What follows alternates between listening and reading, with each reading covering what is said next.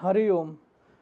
साथियों, जीवन में जब मैं का शोर बढ़ जाता है, अंदर ही आंधी बहुत तेज हो, बहुत तेज तूफान आ रखा हो, शोर अंदर ही इतना हो कि बाहर का कुछ सुनाई ना दे रहा हो, तो इंसान का जो मनुष्य का इस शरीर में जो बैठा हुआ मैं है, वो जब बढ़ जाता है तो उसे बाहर कुछ भी नहीं दिखाई देता है।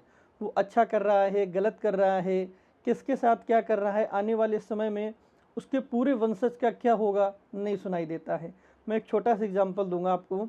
आप बहुत सारे लोग चंद्रगुप्त मौर्य को जानते होंगे। एक अच्छा सम्राट बना और बढ़िया राज किया, है ना। 24-25 साल लगभग राज किया। उसके बाद उनके पुत्र, है ना, उन्होंने राज किया और उसके बाद उनके पुत्र, है ना।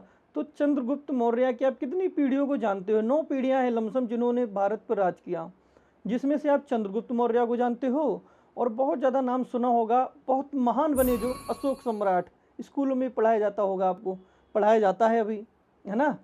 तो कहने का मतलब ये छोटा सा एग्जाम्पल है जिन्होंने हर चीज़ जीत ली है। आप स्वयं से प्रेम करो और स्वयं के अंदर जो बैठा हुआ है वो सभी में एक समान है।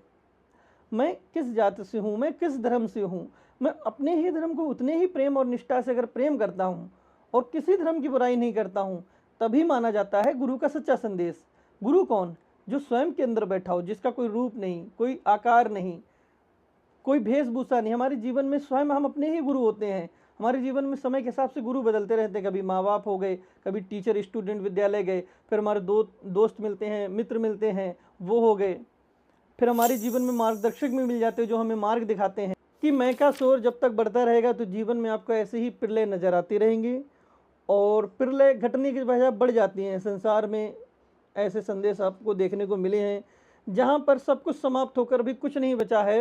5 तत्व जिनमें 100 इंद्रियां वो काबू कर लेती हैं पूरे शरीर पर, पूरे मन पे, आपकी बुद्धि पे, आपके बल पे, और वो डांस करते हैं आपके बैठ कर सर पे और आपको आदेश देती हैं। वो नकारात्मक ऊर्जाएं जो आपको अंदर से आदेश देती हैं कि आपने अब गलत मार्ग चुन लिया, आप पूरी तरह से गलत मार्ग चुनो, और फिर आपका स्वयं का जीवन पतन बना देते हैं। और आपको संसार में अगर कोई सच में पूज रहा हो, मान रहा हो, सम्मान कर रहा हो, आपको जानता हो, वो जानकर भी आपको बुरा ही कहेगा, अच्छा नहीं कहेगा।